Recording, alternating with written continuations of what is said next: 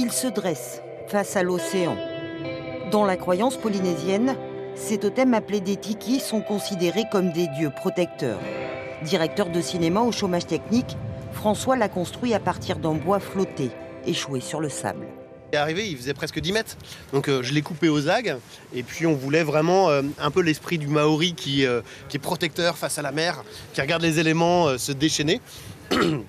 Donc on a fait juste un visage, et puis ça laissait la place à la liberté de raconter sa propre histoire.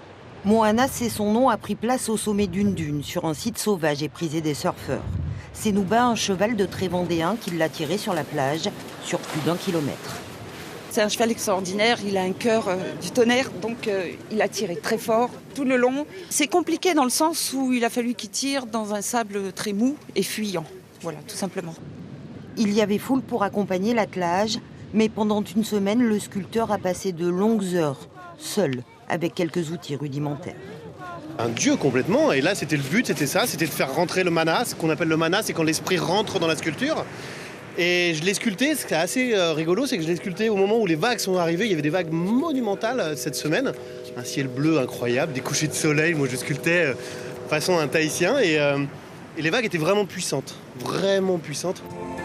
Parce qu'il ne peut plus faire rêver personne sur grand écran, François espère que chacun s'appropriera ce nouveau repère.